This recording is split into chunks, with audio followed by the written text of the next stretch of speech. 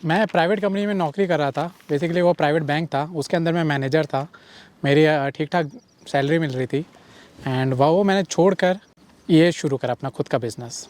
लेकिन जो आपके जो खुद के जो सुकून होता है, आपका खुद का जो अपने मेहनत करके जो आप खुद कमाते हैं, वो चीज़ नहीं मिलती है नौकरी के अंदर।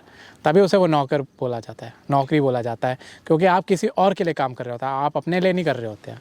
और अभी ऑल ओवर प्रॉफिट कितना ले रहे हो सर? अभी मेरा 10 से 12 लाख के बीच का प्रॉफिट है। तो दोस्तों, दो तरह के लोग होते हैं। पहला वो जिन्हें आगे बढ़ना पसंद होता है और दूसरा वो जिन्हें ठहराव पसंद होता है। मेरे साथ एक प्रगतिशील और बहुत ही युवा साथी और किसान हैं जिन्होंने 35 साल की उम्र में फार्मिंग से एक अलग मुकाम हासिल करा और साल का 10 से 12 लाख रुपए कमा रहे हैं। हालांकि शुरुआत में इनको नुकसान हुआ, लेकिन हिम्मत नहीं हारी और लगे रहे, डटे रहे, और आज देख सकते हैं बहुत अच्छे तरीके से फार्मिंग कर रहे हैं, फिश फार्मिंग। तो चलिए जानते हैं किस मॉडल पे काम कर रहे हैं और कैसे आप फिश फार्मिंग शुरू कर सकते हैं और कितना इससे आपको एक एकड़ में फ़ायदा होने वाला है। चलिए वीडियो शुरू करते हैं, जानते हैं सर की पूरी कहानी के बारे में। सर नमस्कार। नमस्ते। कैसे हो सर? बस बढ़िया, आप बताइए। थोड़ा सा अपना और अपने फार्म का परिचय दीजिए। मेरा नाम भव्य भटनागर है और मैं फरीदाबाद का रहने वाला हूँ, और जो मेरा तालाब है ये सीहा गांव डिस्ट्रिक्ट पलवल में है। तो सर इससे पहले आप क्या कर रहे थे, थोड़ा वो भी बताइए हमारे दर्शकों को। मैं प्राइवेट कंपनी में नौकरी कर रहा था। बेसिकली वो प्राइवेट बैंक था, उसके अंदर मैं मैनेजर था। मेरी ठीक ठाक सैलरी मिल रही थी एंड वो मैंने छोड़कर ये शुरू करा अपना खुद का बिज़नेस। सर मैनेजर का तो एसी मिलता है, पियोन मिलता है, टाइम से खाना वाना है, सारी चीज़ें मिलती हैं, सुविधाएं मिलती हैं जी। सलाम मिलता है, सलाम ठोक के जाते हैं आपके जो लोग हैं जी। लेकिन यहाँ तो मैं देख रहा हूँ धूप में काम कर रहे हैं, आप लेबर के साथ काम कर रहे हैं। तो हाँ, ये सब ज़रूर मिलता है, लेकिन एक चीज़ नहीं मिलती है, और वो है आपकी खुद की शांति। आपको पीस नहीं मिलेगी, आपको पैसा ज़रूर मिल जाएगा, लेकिन जो आपके जो खुद के जो सुकून होता है, आपका खुद का जो अपने मेहनत करके जो आप खुद कमाते हैं, वो चीज़ नहीं मिलती है नौकरी के अंदर। तभी उसे वो नौकर बोला जाता है, नौकरी बोला जाता है, क्योंकि आप किसी और के लिए काम कर रहे होते हैं, आप अपने लिए नहीं कर रहे होते हैं। बिज़नेस में मैं अपने लिए खुद के लिए काम कर रहा हूँ। तो जब आप जॉब कर रहे थे, आपने अचानक से प्लान बनाया या फिर चल रहा था प्लानिंग आपकी कुछ करने की? नहीं, ये एक्चुअली जब कोरोना आया तो उससे पहले तो हम नौकरी वाले हैं, मेरा पूरा फैमिली ही नौकरी वाली है। हम बिज़नेस इंडस्ट्री से नहीं है, हमारे घर में कोई बिज़नेस नहीं करता था। तो जब कोरोना आया तो उसके बाद सबकी लाइफ ठहर सी गई थी, मेरी भी लाइफ ठहर गई। तो फिर उस टाइम मैंने देखा कि यार जब 2 साल कोरोना रहा था तो लाइफ एकदम से ठहर गई और पूरी एकदम से मतलब लगा यार ये क्या कर रहा हूँ मैं। जब मैंने अपनी लाइफ में पीछे देखा, मैंने कहा यही मैं आगे भी करता रहूँगा। फिर मैं कहा नहीं, मुझे ये नहीं करना है। तो फिर जब पहली वेव ख़त्म हुई, जब दूसरी वेव आई, तब मैंने अपने लिए सोच लिया था माइंड में कि मुझे बिज़नेस करना है, और मैं बिज़नेस ही ढूंढ रहा था। और जैसे कोरोना ख़त्म हुआ तब मैंने शुरू करा। कौन कौन सा बिजनेस देखा आपने? मैंने सोलर का देखा था, सोलर इंडस्ट्री का देखा था, पोल्ट्री का भी देखा था, फिर अपना वेजिटेबल्स का भी देखा था, फिर हम अपने इसके अंदर आए, फिर इसका भी देखा था अपना मछलियों का। फिर मुझे लगा सबसे बेस्ट यही बिज़नेस है अपना फिशेस का, तो मैं इसमें आया। शुरुआत में कितने एरिया से आपने शुरुआत करा था और अभी टोटल कितना एरिया है? शुरुआत में मैंने अपना 4 एकड़ से शुरू करा था और अब मेरे पास 8 एकड़ है।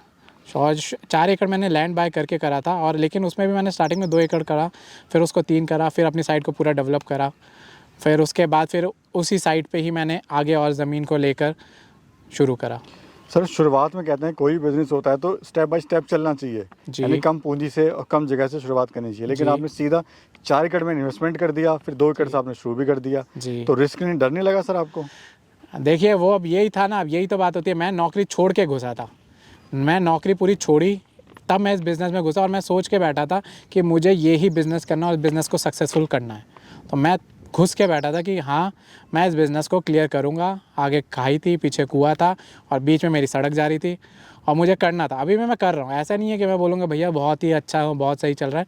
अभी भी मेहनत चल रही है, अभी भी प्रोसेस में है, लेकिन हाँ सही चल रहा है। एक बात मुझे बड़ी अच्छी लगी आपकी कि आपने खुल के बताया कि मुझे नुकसान हुआ पहले साल में। जी हुआ था। क्या कारण रहा सर? क्योंकि ये जो आपकी बातें हैं, ये जो हमारे नए दर्शक आपको देख रहे हैं, जो या फिर जो फिश फार्मिंग करना चाहते हैं, उनको बड़ा हेल्प मिलेगी, वो बर्बाद होने से बच सकते हैं। हाँ देखिए, जब आप करते हैं तो मेरे को ये किसी ने नहीं बताई थी। ये तो सब ऊपर का तो बता देते हैं, लेकिन ये बात किसी ने नहीं बताई थी कि मैंने जब शुरू करा, मैंने अपना बच्चा मई में डाला था, मुझे मार्च में डालना चाहिए था। तो जब मेरे जो 3 महीने जो वेस्ट हो गए, उस वजह से नवंबर दिसंबर में हमारी सारी की सारी मछलियाँ मर जाती हैं आफ्टर दिसंबर, क्योंकि सर्दियाँ आ जाती हैं। साउथ में पूरे 12 महीने चलता है कल्चर, हमारे यहाँ सिर्फ 9 महीने कल्चर चलता है। तो उस चक्कर में मेरे को अपना छोटा माल भी बेचना पड़ गया था। और वो मुझे सस्ते में बेचना पड़ा था, इस चक्कर में मैं बहुत नुकसान हुआ था। लेकिन कोई बात नहीं, हुआ तो हुआ, वो एक तरीके से मैं सीखा ही मैंने उससे। बस ये है कि देखो, आप जो भी गलती करो एक बार करो, अगर एक बार गलती से ज़्यादा करोगे तो वो सही नहीं रहता है। गलतियाँ होती हैं, गलतियाँ अब आज भी होंगी, कल भी होंगी, लेकिन अपनी गलती से सीखना चाहिए, वही मैंने सीखा। अभी अगर हम बात करें सर, पर एकड़ कितनी आपको लागत आ रही है और कितना आप इससे मुनाफा कमा रहे हो? देखिए, पर एकड़ मेरे को जो ऑपरेशन कॉस्ट का जो खर्चा आ रहा है वो 6 लाख के करीब आ रहा है फंगास में। आईएमसी में इतना नहीं आता है, आईएमसी में थोड़ा कम आता है, लेकिन मेरा मेन फंगास का तो मैं वही आपको बताऊंगा। वो 1 एकड़ से मैं 6 लाख तक का खर्चा आता है, 6 से 7 के बीच का। और जो मेरा प्रॉफिट होता है पर एकड़, मतलब जो माल मैं उससे निकालता हूँ, वो आराम से 10 से 12 लाख के बीच का माल मेरा निकल जाता है। और जो मुनाफा होता है वो 3 लाख तक का होता है पर एकड़। और अभी ऑल ओवर प्रॉफिट कितना ले रहे हो सर? अभी मेरा 10 से 12 लाख के बीच का प्रॉफिट है। शुरुआत में बच्चा डाला था या बड़ी मछली डाली थी आपने? नहीं, मैंने बच्चा ही डाला था। मैंने 10 ग्राम का बच्चा डाला था, उसको 100 लाइन बोलते हैं। मैंने 100 लाइन का बच्चा डाला था। तो और वो क्या रेट मिलता है सर 100 लाइन का बच्चा? वो मिल जाता है 6 रुपये से लेके 7 रुपये का बीच में, मार्च के महीने में। तो सर हमने जो बच्चा डाल दिया वो सब तो फिक्स कॉस्ट हो गई? नहीं, आप जो बच्चा डालेंगे वो ऑपरेशन में आता है, बाकी जो लैंड होते हैं वो फिक्स्ड में आती है। तो फिक्स्ड कॉस्ट क्या लगी और रनिंग कॉस्ट क्या लगी है पर एकड़ में? आप ऐसे देखेंगे तो फिक्स्ड कॉस्ट पर एकड़ तो बहुत ज़्यादा हो जाती है। तभी कहते हैं कि 1 एकड़ 2 एकड़ से बिज़नेस नहीं करना चाहिए। आप जितना ज़्यादा करेंगे उतना ही फ़ायदा है, क्योंकि अगर मैं फ़िक्स्ड कॉस्ट आप बोलते हैं तो फ़िक्स्ड कॉस्ट के अंदर सबसे पहले तो आपकी ये आती है, जो हम मोटर के लिए बोरवेल कराते हैं, फिर हम जो तालाब खुदवाते हैं, ये फिर उसके बाद हम कैमराज लगाते हैं, फेंसिंग करते हैं, ये सब आपका कमरा बनाते हैं। तो ये आप चाहे 1 एकड़ ले लो, चाहे आप 4 एकड़ ले लो, चाहे आप 10 एकड़ ले लो, वो सेम ही रहती है। तो इसलिए ही कहते हैं कि ज़्यादा से शुरुआत करनी चाहिए, कम से नहीं, क्योंकि आप कम से करेंगे तो आपका खर्चा इतना बढ़ जाएगा और आप उससे आप उतना आपका मुनाफा नहीं मिलेगा। और इतनी मेहनत अगर बोलो कि भाई मैं 1 एकड़ से करूँ तो मैं सिर्फ 3 लाख कमाता, तो मैं 3 लाख के लिए मैं अपनी नौकरी छोड़ के क्यों आऊँगा? बात सब इतनी सी है। इसलिए कम से कम 4 से 5 एकड़, इससे नीचे एज एन एंटरप्रेन्योर मैं नहीं बोलूँगा कि कोई करे। फीड में आप इन्हें क्या दे रहे हैं सर? मैं फीड में इनको अपनी मत्स्य योजना, मत्स्य सेतु करके एक कंपनी है, उसकी फ़ीड खिला रहा हूँ। मांझा कंपनी की है। तो ये सीबा के साथ इन्होंने अपने इंटीग्रेटेड करा था एंड इनकी काफ़ी अच्छी फ़ीड है, मैं वो और खिलाता हूँ। FCR कैसा आ रहा है सर? FCR इनका बढ़िया आ रहा है। मैंने पूरा कैलकुलेट करा था एक एक मछली का, तो जब मैंने अपना पूरा माल निकाला था उसमें मेरा 1.4 आया था FCR। ज़मीन सर आपकी खुद की है, लीज पे है ये? ये वाले आप देख रहे हैं मेरी खुद की ज़मीन है। और वैरायटी कौन कौन सी है सर मछली की आपके पास में? मेरे पास अपनी फंगास है और फिर IMC भी है। मैं इंटीग्रेटेड करता हूँ। फंगास के साथ मैं अपना राहू डालता हूँ। और लेकिन अब इस टाइम मेरे पास IMC में भी है, राहू है, मृगल है, कतला है और अपनी फंगास चली रही है। ऑल ओवर प्रॉफिट कितना ले लेते हैं सर? ऑल ओवर प्रॉफिट मेरा 10 से 12 लाख के बीच का है। अभी सर हम देख रहे हैं कुछ यहाँ पर आपके मछुआरा हैं मछली पकड़ने के लिए, तो आप कहीं नहीं जाते हो, यहीं पर इनको बुला लेते हैं और कैसे कैसे काम ये करते हैं? हाँ जी, ये मैं बेसिकली, ये भी इस बिज़नेस का सबसे प्लस पॉइंट है। इसमें जब घुसा था, इसमें सेल्स की कोई प्रॉब्लम नहीं है।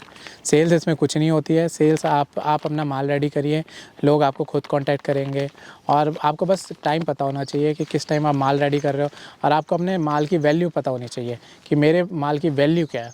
अगर आपको अपने माल की वैल्यू नहीं पता होगी तो लोग आपको बेवकूफ़ बनाएंगे, लेकिन अगर आपको आपके माल की वैल्यू पता है तो लोग खुद आते हैं, खुद आपके माल ले जाते हैं और खुद आपको यहीं पे आपका पैसा दे के जाते हैं। सर ये मुझे बताइए, जब आपने काम शुरू करा था ये, तो आपको इसमें समस्याएं क्या क्या आई थी स्टार्टिंग में? बहुत समस्याएं आई थी।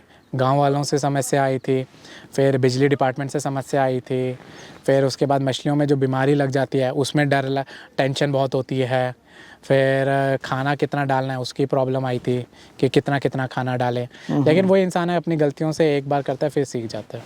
कोई कैसे सर शुरुआत करे फिश फार्मिंग की, कम बजट वाला? कम बजट, अगर आप देखिए किसान हैं तो आप 2 एकड़ से शुरुआत कर लीजिए, ट्रैक्टर से खुदवाइए। आपके खुद के बोर होगी आपके पास, क्योंकि जंगल की लाइट होती है सबके पास। तो अपने खेत में 2 एकड़ करके वहाँ पे आप IMC पालिए। IMC मतलब अपनी छिलकारी, वो आप पालिए, उसमें राहू, कतला, मृगल डालिए अगर आप 2 एकड़ करते हैं तो। जी। और अगर आप एज एन एंटरप्रेन्योर है तो आप कम से कम 4 से 5 एकड़ करिए, चाहे आप IMC पे जाइए चाहे फंगास पे जाइए। सर आप क्या कहना चाहते हैं हमारे दर्शकों को जो आपको देख रहे हैं और आपको रोल मॉडल मानते हुए ये फिश फार्मिंग शुरू करना चाहते हैं? देखिए मैं तो अभी एक एज अ स्टूडेंट ही हूँ, सही बोलूँ तो मैं सबको ये बोलूँगा, देखिए इसके अंदर ना आपको मेहनत ज़रूर लगती है, लेकिन सबसे इम्पॉर्टेंट है हिम्मत नहीं हारनी होती है। आपका नुकसान होएगा, फिर अगले साल थोड़ा कम नुकसान होएगा, फिर और कम होगा।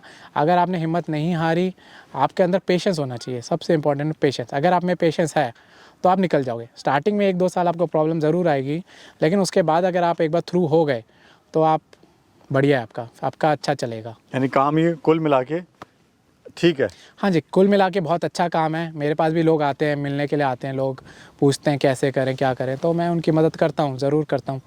और यहाँ पे पलवल में सबसे ज़्यादा मेरा ही है, तो ये अच्छी चीज़ है, मेहनत करनी चाहिए, क्योंकि इस बिज़नेस में कोई कंपटीशन नहीं है।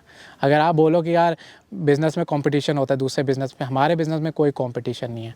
आप जितना माल रेडी करोगे उतना माल बिकेगा, तो इसमें कोई टेंशन की ज़रूरत नहीं है। तो इसलिए मैं तो खुल के सबकी मदद करता हूँ। चलो, थैंक यू सर, आपने बहुत अच्छी जानकारी दी, उसके लिए बहुत बहुत शुक्रिया। Thank you. थैंक यू, नमस्ते।